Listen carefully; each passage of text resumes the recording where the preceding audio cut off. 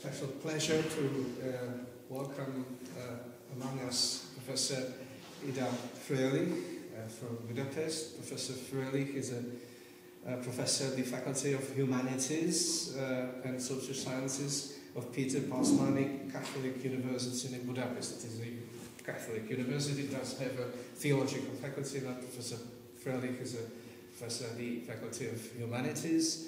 And her special subject is Hebrew studies, and her areas of research are history and literature of Judaism in the Second Temple period, both Persian, Hellenistic and Roman ages, and also more specifically the Dead Sea Scrolls at Qumran. She published internationally about these subjects, for instance, several studies about the demons in the Second Temple Jewish literature. Today we will hear from her and learn from her about two topics related to the Qumran literature. One more specific now, which is concentrated on the Enochic texts in Qumran. The other in the afternoon in another room downstairs in a small lecture room will be more general about the picture of Judaism that we can acquire from the Dead Sea Scrolls. So today, or now, we will hear about the Enochic traditions in Qumran. Professor Fröhlich, welcome here. We are glad that you are here, and the floor is yours. Thank you for the introduction. And I would begin with the lecture Enochic tradition of Qumran, and to begin with the traditional division of the documents found in Qumran, which are biblical. It's not so, yeah. Biblical manuscripts, apocrypha and pseudepigrapha, and works not known from elsewhere, the so-called sectarian works. This categorization typically reflects all Jewish and Christian aspects, with the concept of the canon in the center. The canon was also sought for a long time in Qumran, unsuccessfully. The tyranny of the canon also defines our approaches, giving priority in research to canonical works. The book of Ethiopic Enoch in our canon is part of the Apocrypha and Pseudepigrapha. Earlier, the book was only known as part of the pseudepigraphic tradition in Greek and Ethiopic translations. It had been supposed that its original language may have been Hebrew or Aramaic, and that the Greek translation was prepared from this, only a part of which has survived. Luckily, the Ethiopic Ge'ez translation has preserved a much longer text. The work, known only in translations earlier, was uniformly dated to the middle of the 2nd century BCE. Some parts of it, chapters 37-70, were dated to a somewhat later time. The finding of fragments of the Aramaic original of the work among the Qumran texts was a turning point in research. The manuscript fragments found at Qumran, despite the fact that we are dealing with very minute fragments, not only answered certain questions about the history of the origin of the text, but also provided an insight into the kind of role the work played in the literary tradition of the group which left behind a library safeguarded in the caves. The Ethiopic book contains 5 collections attributed to the antediluvian patriarch Hanok. Oh, maybe it's enough. Yeah. Who is mentioned in Genesis 5:21-24. The book of the Watchers, the book of the Parables, the astronomical book, the book of dream visions, including the animal apocalypse, and the book of the Epistle of Enoch, and and the book of the Epistle of Enoch. So 5 collections can be distincted. And there is an additional memorandum, eschatological memorandum in chapter 108. These collections were created at different times, and within the collections, individual pieces can look back on a shorter or longer textual history. It is common to find additions and explanations in the text. And this fact must always be taken into account when interpreting of any text. After the publication of the Aramaic text, the first question was if the fragments are identical with the Ethiopic collection. The answer is yes and no. The Aramaic fragments of the Book of the Watchers cover the Ethiopic text well. On the other hand, the texts of chapters 37-71 are not represented at all in the Qumran collection. In contrast with this, some of the Qumran Aramaic texts are not represented in the Ethiopic text, namely the fragments of a collection called the Book of Giants. The theme of these compositions is the story of the fallen watchers described in the Book of the Watchers. Motifs of the narrative are continued, expanded, and interpreted in descriptions of dreams and visions. This also means that the tradition of the Book of Giants is later than that of the Book of the Watchers, and the tradition of the latter goes back to an earlier time, showing that tradition is not identical with the text preserved in a manuscript. The biggest divergence between the Aramaic and Ethiopic text is in the case of the astronomical book, where the data of the surviving Aramaic text cannot be found in the Ethiopic work. And it can be assumed that the astronomical system found in the Ethiopic text is a summary based on the Aramaic text. 11 manuscripts of the Book of Enoch have been preserved in Qumran. They represent all major parts of the book except the Book of Parables, or Book of Similitudes. And here one can see, I will. So these are the manuscripts that contain the narratives and part of Enoch, and on separate manuscripts, portions of the astronomical book and the related materials was preserved. What can we see from this summary of the books contained in the book of, or the collections contained in the Book of Enoch? The first manuscript, this is the oldest one, 4Q Enoch A Aramaic. It contains the Book of the Watchers, and the manuscript was dated by Melik to 200, so between to the end of the 3rd century, beginning of the 2nd century. The second copy contains also the Book of the Watchers. The third one is a later one. It contains already the Animal Apocalypse and Epistle of Enoch and Noah's birth. So it is dated to the Herodian age. The third manuscript, and the other manuscripts, the one dated to 100, so between the first half of the 1st century BC, it also contains the Book of the Watchers and Animal Apocalypse, which is a later part, and so on. And what can we conclude from this? As I thought that the book of the parable is not documented at all and was probably not part of the Qumran tradition. This text is based mainly on the tradition of the Book of Watchers, but it may be later and show traces of a Christian revision or so. Professor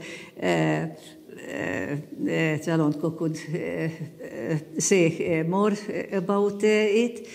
The Aramaic astronomical fragments are not identical to the Ethiopic the text of the astronomical book, which, however, could have been based on them.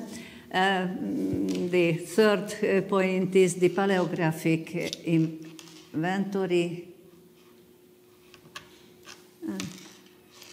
Witness that the Enochic writings had a continuous tradition at Qumran. It also reflects how the work was continuously expanded with new parts over time. The special paleographic characteristics of the oldest manuscripts, this is the one, were noted by their editor Joseph Milik, and he maintained that these manuscripts may have an Oriental, perhaps Syrian origin. According to the paleographic and archaeological data, the earliest texts were written before the establishment of the settlement, because if it comes from the end of the 3rd century, it is earlier than the foundation of the settlement in Qumran, which, according to the archaeological dates, goes back to the middle of the 2nd century. So it was a manuscript brought into the community from somewhere. And paleographically, it also doesn't fit into Qumran manuscripts. Which later manuscripts no longer show these special features of this manuscript. Based on the number of manuscripts, the Enochic collection was of particular importance in Qumran because there were found 11 manuscripts, which is a very high number. The Enochic narrative of the Book of the Watchers, the narrative on the fallen Watchers, shows striking similarities with the biblical text of Genesis 6:1-4. Both of them recall a tradition on heavenly beings called Watchers and the sons of heaven in 1st Enoch, and the sons of God in Genesis, who, seeing the beauty of earthly women, came down from heaven and fathered children with the women. On the other hand, the order of nature described in the introduction to the Book of the Watchers recalls the order of the creation described in Genesis. So there are mutual similarities in both scripts. The Enoch and Enochic tradition, but it would be a different theme, were very popular also in European culture due to the probably to the Greek translation, and so actually they are, and the overpowering Shemihaza and Asael. So it is also a theme of the Apocalypse, and through the Apocalypse they were known. This is from St. Michaelis Kirche in Vienna, where you can see this scene, the angel Michael, and this figure can be identified either with Shemihaza or the Satan, as the Apocalypse calls him. So it is in some way an impact of this Enochic tradition. But going back to the manuscript tradition and the tradition in Qumran, the narrative of the fallen watchers is evoked by many Qumran work.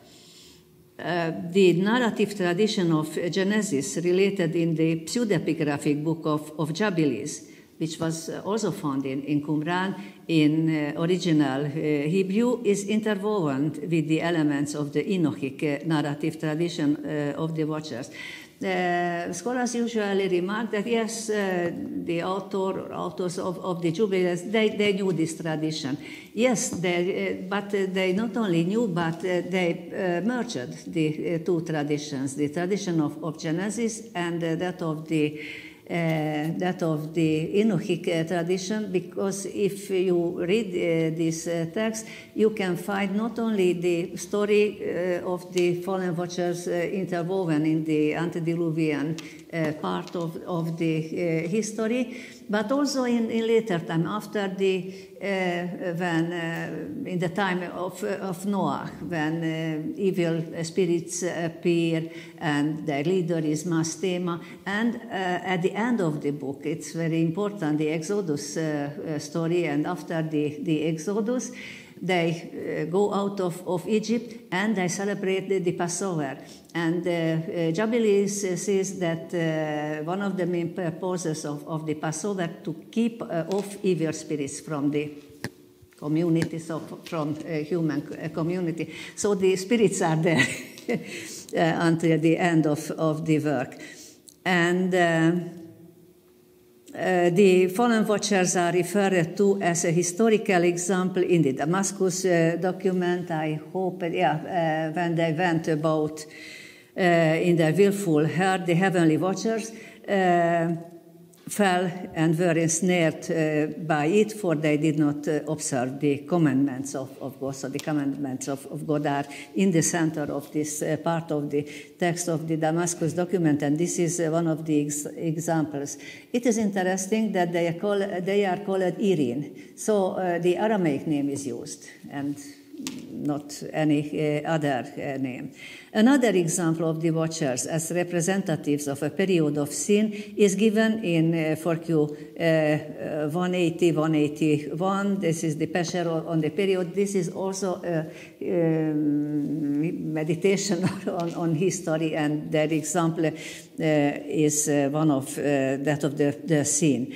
And sapiential and magical texts as 4Q 510, 511, 11Q11, and 4Q 560 originate evil spirits from the watchers. In addition to the above references, the Book of Tobit, I would mention at the last, should be mentioned as an example of the literary or the possible literary influence of the tradition of the watcher. I mean the story of Tobias, who, keeping the divine, very strictly, the divine commandments, enters into an endogamous marriage and with angelic help triumphs over the demon Ashmedai. His story can be interpreted also as a counter-tradition to the narrative of the watchers. So impurity and evil demons, and in Tobit, purity, obeying to the commandments of God and overpowering the demon. Another major influence of the Enochic tradition is meant by a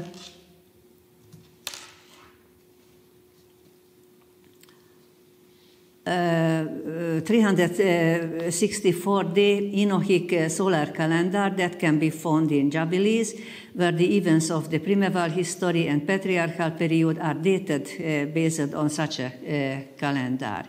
In the Temple Scroll, the annual order of holidays is according to the same calendar, and the calendar is included in 4Q MMT, a halakhic letter that explains in 12 points the legal interpretation of the community.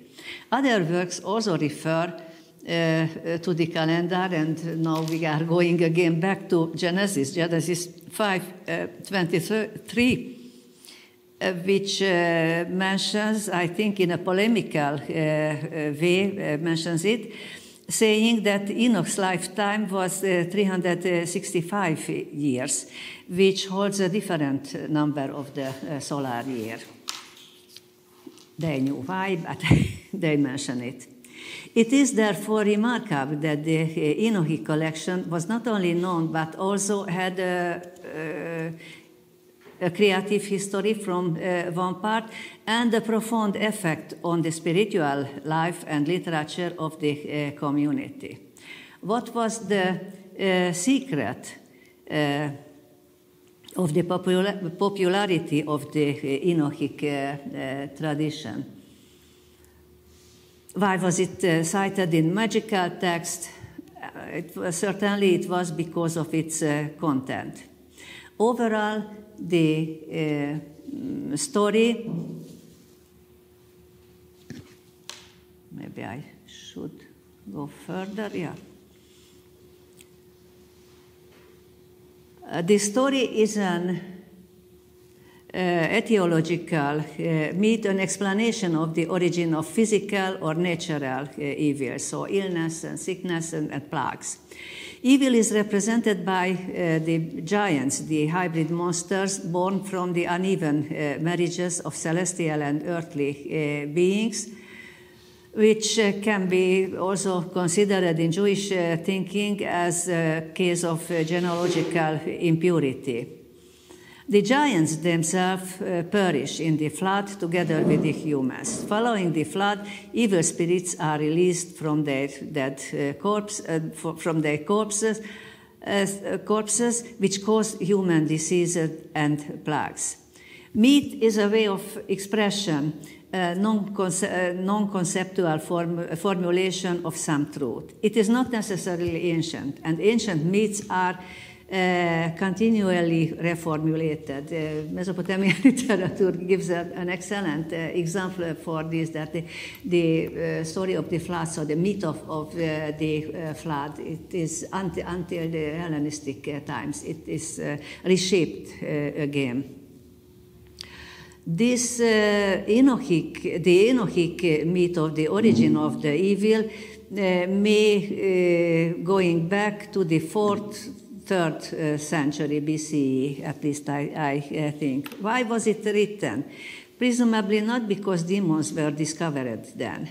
The idea that diseases and plagues are attributed to demons have existed since ancient times and were present in people's thought even in biblical times, although the biblical and especially the Deuteronomic editors were reluctant to mention them.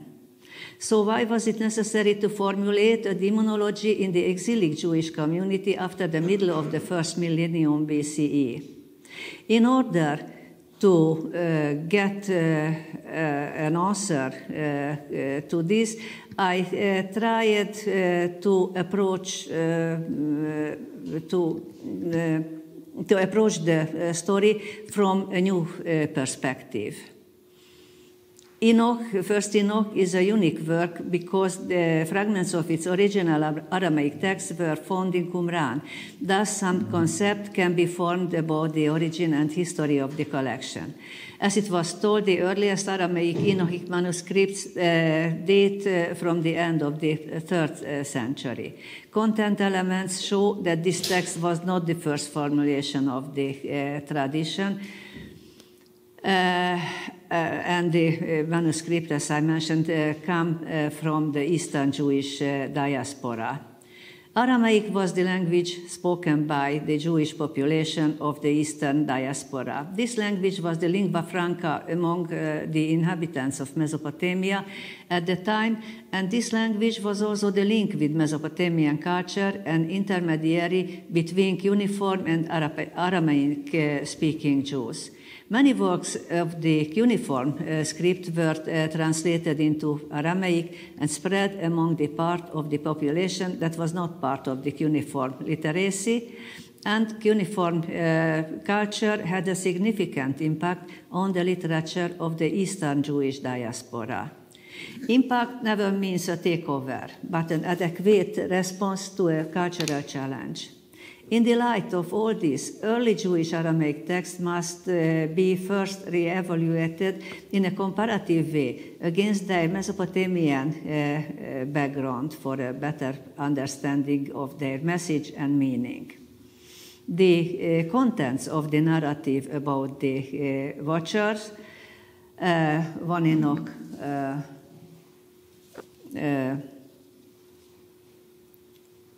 6:11, the astronomical book 1 Enoch 72:82, and the introduction of the book 1 Enoch 1:5 are I tried to see them as related to each other. They are related to each other, and the Aramaic manuscript of the three mentioned part are among the oldest. So the oldest manuscript contains them. And I tried to interpret the meaning in a triangle reading. The reading of the introduction, the narrative on the Watchers, and the astronomical book. The introduction is a divine revelation received by Enoch through the Watchers and Holy Ones and transmitted to the righteous elect, who will be present at the day of tribulation to remove all the enemies, and the righteous will be delivered. The judgment will take place in the distant future, when God will come from the heaven to Sinai with his mighty arm, Haile Rabbah, that is, with a host of stars, and will punish the Watchers. The same will take place in the framework of a cosmic disorder. The text continues with a description of the order of nature, the regular functioning of the celestial lights, which appear, I quote, in their constellations and do not transgress their appointed order. The regular operation of earthly phenomena, the change of seasons, summer and winter, and the associated natural phenomena are paralleled with the heavenly phenomena. The text mentions the sign of summer, presumably the summer solstice, when the sun burns and glows. The description ends with a catalogue of evergreens. In a sudden turn, Enoch addresses the group, quote, "But ye changed your work, and do not do his word," in 1 Enoch 5:4, "and all the sinners and the wicked will swear by you. As a punishment, your days ye will curse, and the years of your life will perish." The sinners are the characters of the following chapters, 6:11, which is the narrative of the fallen Watchers. And it is an example, it is a narrative about those who who do change their works.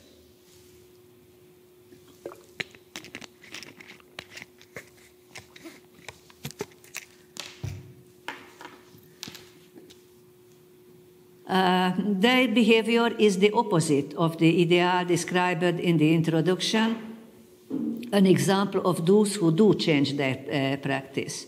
According to the narrative, when the sons of men had multiplied on the earth, beautiful daughters were born to them. The Watchers, the Irin, the sons of heaven, they have also this epithet, Bene Shemaiah, saw them and desired them. 200 Watchers decided to beget children with the early women. Their leader, Shemihaza, considered the plan to be sinful, and he didn't want to bear the responsibility alone. Therefore, they made an alliance sealed with an oath, Herem, on the peak of the mountain Hermon. So this is a pun on the name of Hermon and Herem. The Watchers form a military order, and the names of the chiefs of tens relate to celestial bodies and natural phenomena. The Watchers became defiled with the women and taught them sorcery in 1 Enoch 7:1. The women bore destructive giants who shed blood and committed cannibalism. Finally, the earth made a complaint of the impurities that fell upon it. This led to the divine punishment of the flood, And we can read the punishment of Shemihaza and Asael, who were punished by 4 archangels. This is scattered in the chapters 9 and 10. There are 2 additions to the narrative in the text, both on the teaching of the watchers. The first is about the teachings of Asael. Asael's teachings are gendered.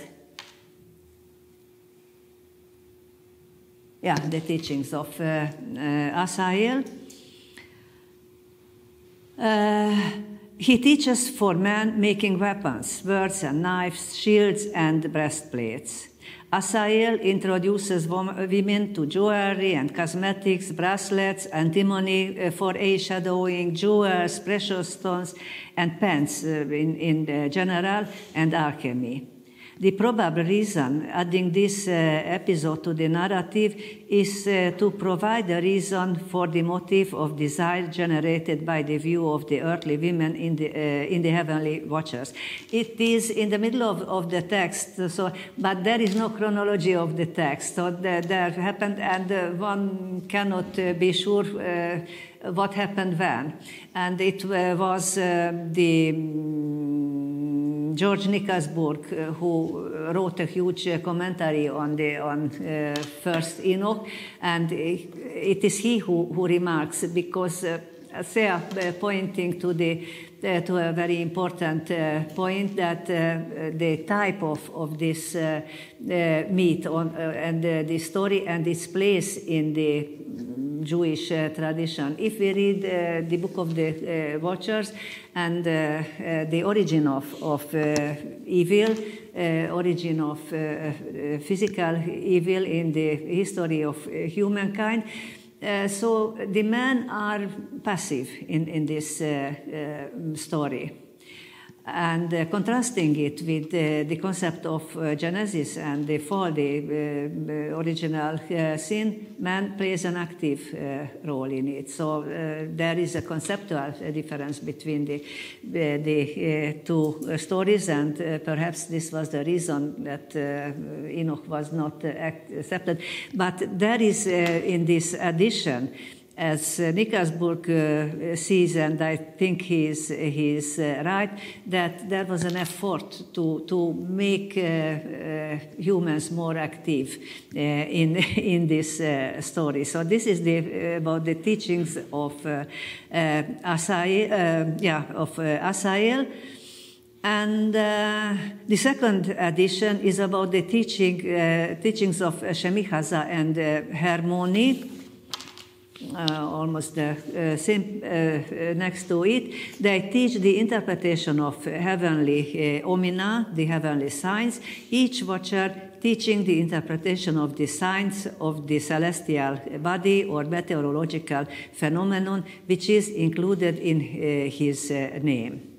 And 1 Enoch 15, it was on the previous slide, but I don't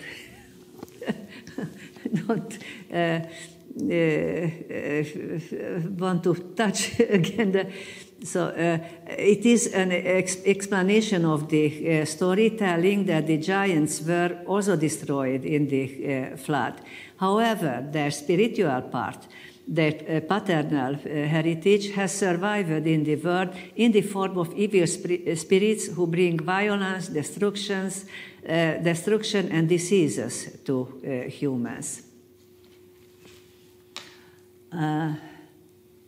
And the third part of this triangle leading, the astronomical book, it presents a system corresponding to the ideal of the introduction. So a system that is not changing. There is no change in the system. And as I told, that the Ethiopic text of the astronomical book, 1 Enoch 72:82, describes a divine revelation given to Enoch by the holy watchers, who present the operation of the whole system of heaven, in which there is no irregularity and no change. This regular system is a year of 364 days, the corner point of which are the equinoxes and solstices. There are holy watchers and watchers in a hierarchical order over the movements of celestial bodies and natural phenomena and parts of time. They are not they are the mediators of the divine will and operate in an order without changes. As it was mentioned, the Aramaic fragments reflect a more detailed system than the Ethiopic astronomical book.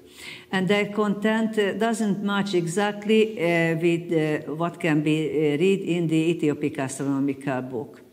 This book, so the astronomical fragments, are to be found in 4 manuscripts, 4Q 208,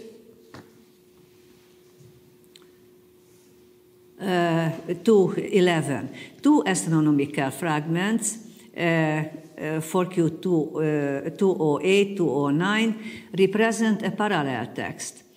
So they are various copies of probably of the same work. 2 astronomical parallel texts. One of them, 4Q 208, belongs to the earliest Qumran Enochic astronomical tradition, also to the earliest manuscript tradition, while 209 is described as Herodian. So the one is from the end of the 3rd century and the other one from Herodian age. Helen Jacobus was able to reconstruct in these fragments an underlying system of 360-day zodiacal calendar. So her innovation is that it is the zodiacal calendar that shows close similarities to the zodiacal calendar of BRM 419. Yeah, it is there. A late Babylonian cuneiform text found in Sultan Tepe and dated to 621. A peculiarity of the Sultan Tepe text is that it links the performance of certain magical actions to dates on specified days of the year and or related astrologically auspicious times. 2 later and closely related cuneiform parallels of BRM 419 from Persian and Hellenistic periods are known from Babylon and Uruk. Jacobus proposes that 4Q 208 to 09 and BRM 419 and related texts are probably descended from common magical hierological sources. It is to be noted that the Qumran text doesn't mention zodiacal signs, and the calendar is not connected to magical actions. It only reflects knowledge of a particular calendrical system, namely the zodiacal calendar. The familiarity of the authors of the Enochic astronomical text with this system was as assumed previously, that they may have used this 360-day calendar. However, the Aramaic fragments of the astronomical book also provide evidence that this system was not only known, but also was transmitted for a longer time. It was dealt with for a longer time in the community that nurtured the astronomical tradition. The system of this zodiacal calendar, which is represented in the Sultan Tepe text and also in the other cuneiform text, is exemplified, so it has several descriptions. It is exemplified by the Mesopotamian Mulapin calendar, Mulapin the plough star calendar, in which an ideal year of 360 days divided into 12 equal months of 30 days each is employed. Yeah. And the other text, Mesopotamian Enuma Anu Enlil, when Anu and Enlil, is a series of omen interpretations based on this calendar. So the calendar is same.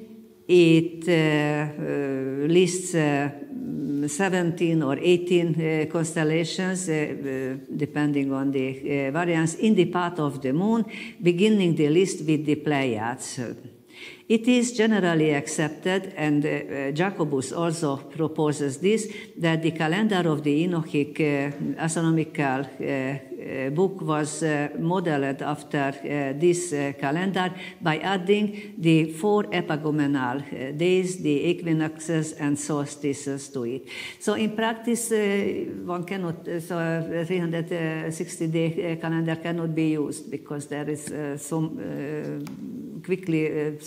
much shift. The 364-day calendar is a solar calendar and can be used with some operations during longer time. The fact that an underlying zodiacal calendar was found in 4Q 208 to 09 is of great importance for our approach for 3 reasons.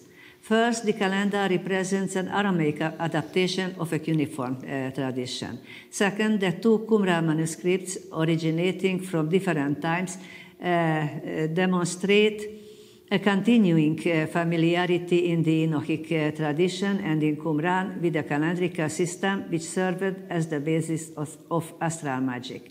Third, the Enochic presence of a calendar related with astral magical practice gives us grounds to assume that the authors of the Enochic narrative tradition were familiar not only with calendrical tradition, but also with ideas related to Mesopotamian zodiacal calendar and astral magic, namely beliefs about the properties of celestial bodies, the most important element of astral magic.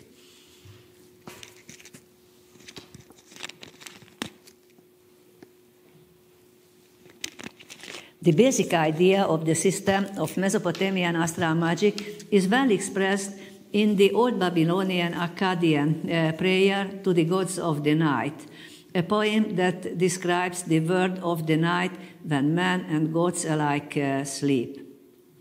Only the stars and constellations, called in Akkadian Ili Mushiti, gods of the night, are awake and watch over the earthly world. They make decisions instead of the gods and have an impact on the earthly world. The belief in stellar irradiation was also the basis of the Sultan text and its later parallels, and the effect of this belief has permeated several crucial areas of Babylonian science and religion. The power of the stars was used to magical machinations, both to harm and to avert evil influence. The complex domain of medicine was based on astral magic, so this is called melothesia. Mark Geller wrote a few years ago an excellent book, Melothesia in Babylonia. So this practice used in healing, in medicine. Astral magic was used for confection of amulets and charms and to establish favorable and unfavorable dates for various activities.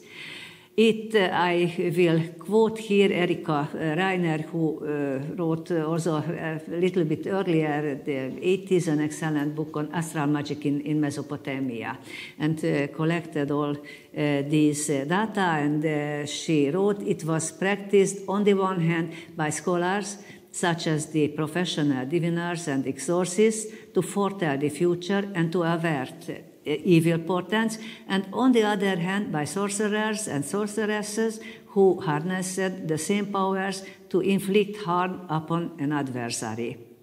The former were knowledgeable in apotropaic rituals, the latter in black magic. End of quote. The theory of astral magic was a radical change in Mesopotamian worldview around the 7th, 6th century BCE that resulted a change in science and brought to life astral medicine and other sciences based on astral magic. This paradigm shift was called by Niels Hessel a scientific revolution in its time in the first half of the first millennium, well before the birth of Hellenistic astral magic.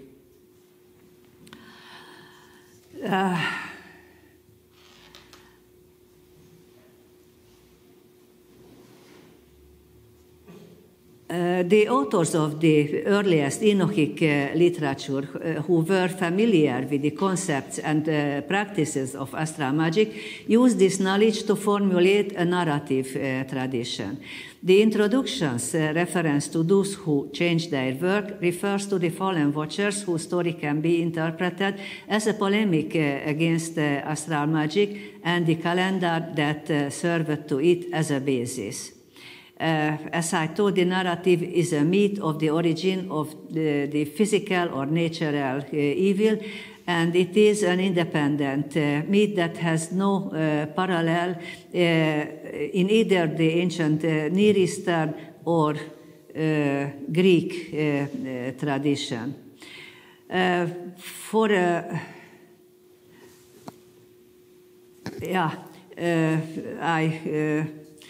This is the interpretation of the watchers. Who were the watchers? George Nicholsburg, who was the first, I think, to write about it, he said that the story was modeled after the wars of the Diadochoi of Alexander the Great. So he, picked out the motive of war and bloodshed. David Suter saw in it a parable of the mixed marriages of priests in the Persian period. C.M. Bairo wrote that the name Irene was a name applied to a group of Babylonian priests, the Baru priests, who watched celestial signs for the purpose of interpretation. So he approached this watching from the earth and not from the heaven. It was a practice. Amar Annus saw in it a polemical myth against the Mesopotamian tradition of the legendary wise man, the Apkallu. So it's a polemic with the Apkallu tradition. And as to Irene, as a functional name, it can also be interpreted to see in it simply a functional name. My approach was not to look for parallels, but to use a structuralist approach which considers myths as stories consisting of key element or root metaphors, each of which has an independent meaning and can be freely combined with each other.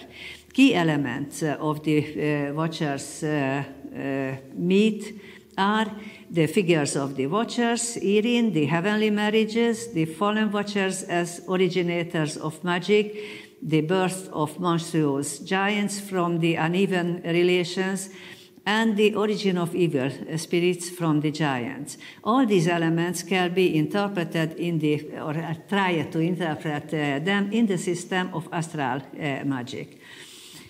First, the name of the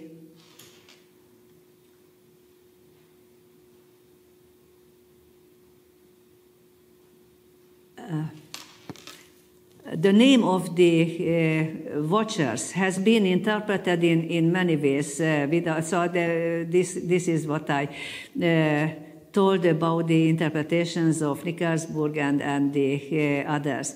And one can conclude that it seems to me most plausible to accept the term Erin as an autochthonous Aramaic functional name based on the concept of the astral magic cited above. Celestial bodies in the night sky which see and watch over and affect the earthly world. So this influence on the earthly world is very important, which exists, or which is a part of the astral magic.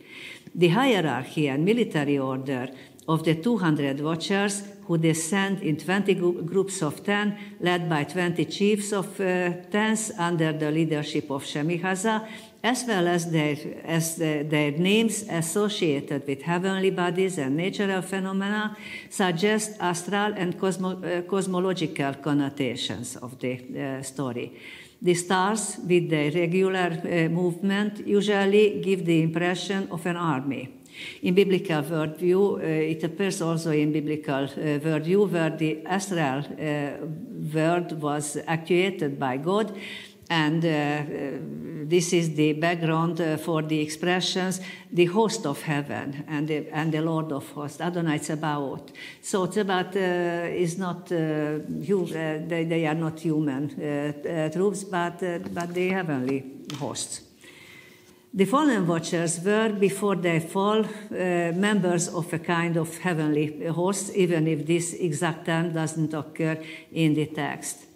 The watchers have human characteristics, such as desire at the sight of the earthly women. They descend to earth of their own will in order to procreate children with them. Moreover, they are aware the moral consequences of their actions. In zodiacal astronomy, celestial bodies, although spiritual in nature, behave like living beings. They have will and intentions, and through their emanation, they can influence the earthly world, even change the nature of substances. There are recipes, cuneiform recipes, make this and this, mix, and put it under the stars for a night, in order to get the power of the stars at a special constellation. Melothesia, the practice of astral medicine, is based on the very principle that the stars affect the earthly world and humans. They can even attack a person. Medicine aims to avoid and neutralize the harmful effects. The second point, the fallen watchers procreate children with the earthly women, spiritual being and earthly beings. Terms related to male sexuality are part of the text of astral magic. Descriptions of diseases mention the term semen or sperm of the stars, rihut kakabim, as the origin of the disease. Therefore, the disease is born, as it were, by the star in the human body. This applies also to dew that is said to descend from the stars. Incidentally, Greek magical texts and herbals also refer to dew as sperm of the stars. The element of heavenly marriages can be associated with Mesopotamian mythological and demonological texts that often suggest that demons come from the relationship between sky, Anu, and earth, Erzetu, but do not evoke such a myth. So it's a frequent mention that they come from heaven and earth, which is true. Heavenly marriage, sexual relationship between divine and human beings is at the same time is a root metaphor in many cultures. Usually it serves purposes of legitimacy, as does the sexual relation of the male god and earthly women in Greek myths. Think of Zeus and his many relations with earthly women, which are in fact foundation myths and foundation legends. Or the tradition of the sacred marriage of the goddess and king in Mesopotamia. However, the marriage between celestial and earthly partners is clearly assessed as negative in the Enochic myth and serves as an etiology of the origin of evil spirits. A source that brings closer to the strange motif of women attracting the stars to the earth is a Neo-Assyrian letter from the 7th century BCE that reports on a peculiar tradition. The envoy of King Esarhaddon sent to Guzana. Guzana is Tel Halaf, modern Tel Halaf in northeastern Syria. And his envoy informs the king that, I quote, there, it means the locals, women would bring the moon down from heaven, referring to magical practices of the women. The motive of bringing down the moon, attracting heavenly bodies down to the earth, is unknown in Babylonian astral magic, at least until now. It should be noted that at the time of writing the report, the population of Guzana was mixed and included Neo-Hittite elements, people who may have been the practitioners of the peculiar custom. The practice is otherwise very well known in the ancient Western world. The magical practice of drawing down the moon is recalled by Greek and Latin authors since Plato, usually as a method of Eastern origin, a peculiar practice of witches in Thessaly.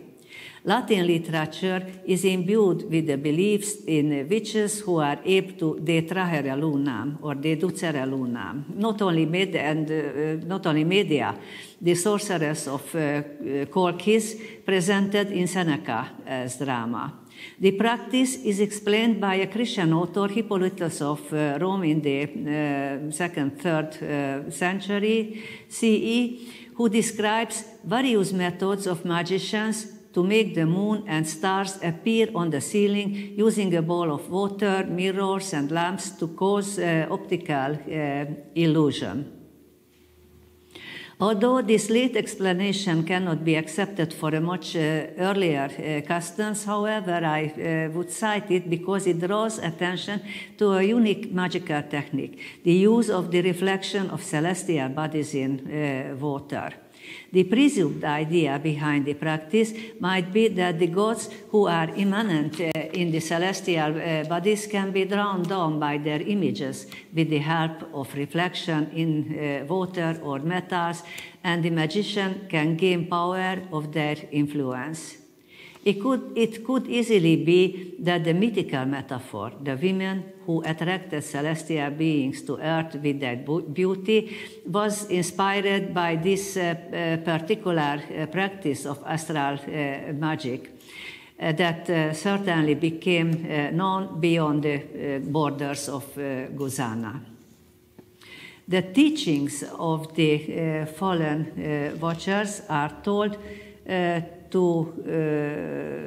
to be secrets stolen from the heaven, and the reversal of the teaching of the watchers presented in the astronomical book. The text mentions sorcery and spellbinding, Harasha and Kaspa, and the cutting of roots.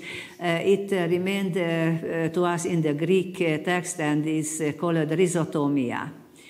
The first two terms, Harasha and Kaspa, are the general definition of forbidden magical knowledge, the second term being also known from cuneiform sources, meaning sorcery, practiced usually by women, often before a star. The third branch of the teachings, preserved in the Greek Enochic text called rhizotomia, deals with the magical conditions for collecting plants intended to be used with malefic intent. Prescriptions in Mesopotamia medical texts and some rituals mention the rules and precaution to be followed at the gathering of a plant. Plants were usually collected at night during certain astral assemblages.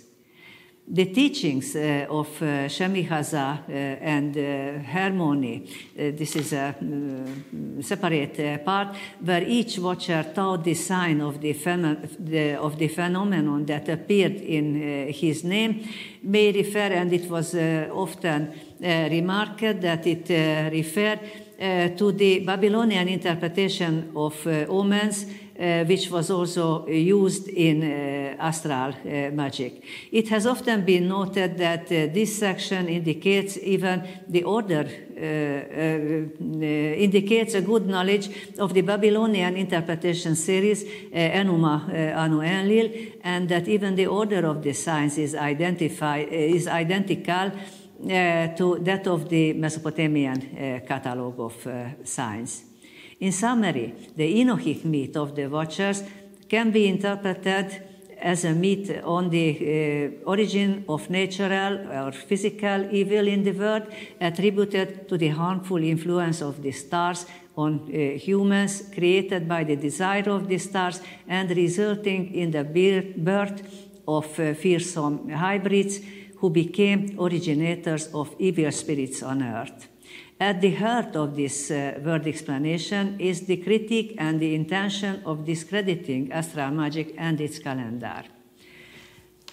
And what they did instead, what they put instead of this calendar, it was probably the Enochic astronomy, a counter-tradition to astral magic. The counter-tradition of astral magic is created in the Enochic astronomical book, which is primarily a cosmology on the basis of which a calendar can be established.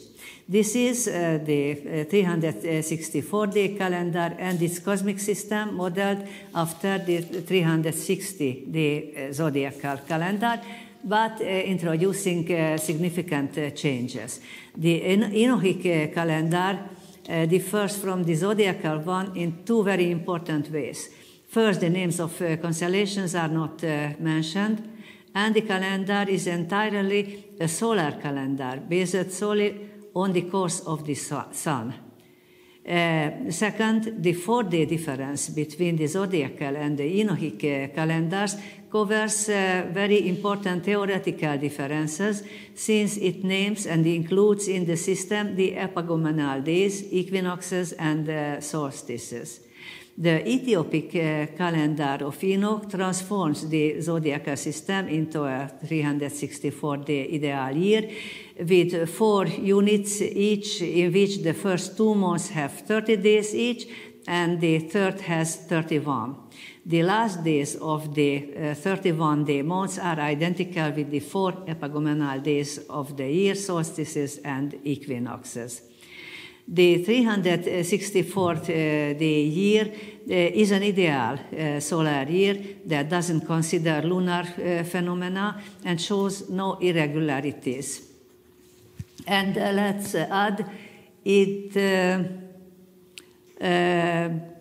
shows a perfect week division because it consists of exactly 52 weeks, which is good for counting Shabbats. As a result, the 4 epagomenal days not mentioned in the zodiacal calendar will become a cardinal part of the system in the Enochic calendar. They define the year and mark the boundaries of the seasons. In the cosmic system of the astronomical book, above these 4 days are the 4 main watchers, the holy watchers, the 4 holy watchers who monitor all celestial phenomena. The leaders of the thousands mentioned also in chapter 82:11 of the astronomical book. They are for the 12 months and for the rest, for the 360 days. The orderly operation of the entire celestial system is supervised by heavenly beings, quote, who lead them, who keep watch, So they enter at their times, and who lead them in their places, in their orders, in their times, in their months, in their jurisdictions, and in their positions, end of quote. Solstices and equinox are considered in various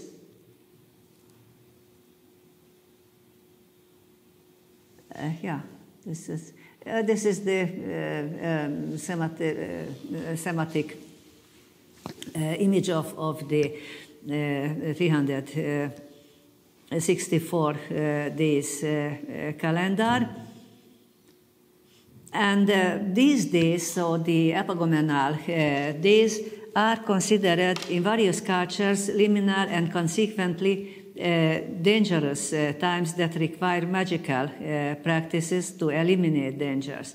This belief is first of all manifested in the customs of the northern hemisphere, but was also not unknown in the countries further to the south. So the Enochic system was intended to provide permanent protection against these dangers on these days, provided by the four main watchers, and the watchers and the celestial beings subordinated to them above the celestial, they are above the celestial bodies and the units of the calendar, and are not identical with stars and celestial bodies. They ensure the regular operation of the cosmos. So they are more over the time and not the celestial body. And what could be said in summary, this calendar can be considered a type of counter-tradition against astral magic, which is polemically portrayed in the myth of the Watchers. It can be called calendrical. I would call it calendrical magic that provides protection for human by celestial beings who oversee the proper operation of the heaven. The celestial beings above the celestial bodies do not have their own emotions and will, and they ensure the perfect functioning of the cosmos according to the divine plan, and do not directly affect humans. What is important, the Enochic system doesn't deny the magical method as such. That is, that supernatural beings have influence over the earthly world, and that they can be influenced by certain practices as prayer and bone text. And several reports on magical healing and apotropaic texts written against plagues are known from Qumran, so it was used, this method. What is new, it is the definition of the source of the magical power, who is Yahweh alone, the only God and creator of the world, who determines the operation of the cosmos. This is also the basis of a new system of magical healing, which differs from that of Melothesia, of Mesopotamian Melothesia, based on astral magic. I think that the authors of the Enochic Apocalypse were not members of any visionary group. They were scholars. The text was written by learned scholars who conveyed the current interpretation of the word in the terms of science, giving an adequate response to scientific challenges. Science meant heavenly secrets that were revealed to inspired persons, and using revelatory form, the mode of proof in contemporary science. Thank you for your attention.